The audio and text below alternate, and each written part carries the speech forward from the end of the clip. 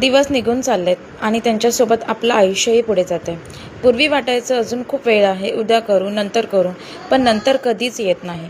म्हणून आता एक निर्णय घेतला, रोज थोडंसं का होईना पण माझ्या स्वप्नांसाठी काम करायचं. काही सोपं नाही, कधी थकवा येतो, कधी मन लागत नाही, तर कधी वाटतं एवढी मेहनत घेऊन खरंच काही होईल का.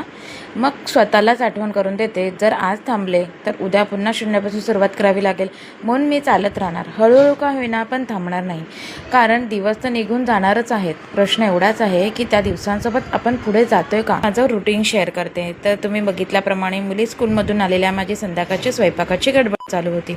मस्तपैकी बटाट्याच्या काचऱ्या केल्या होत्या, एक भाजी होती चण्याची, पण ह्या दोघींना पण नको होती म्हणून त्यांचं फेवरेट असं बटाट्याच्या काचऱ्या केला.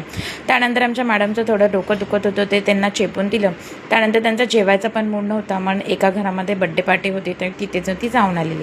मग ती मस्तपैकी केक आणि बाकीचं सगळं एन्जॉय करत होती. मग तेवढ्याच सकाळची मी उद्या सकाळची तयारी करायला घेतली. त्याच्यामध्ये साबुदाणा आणि चणे भिजत घातलेले. तर असा होता माझा आजचा दिवस.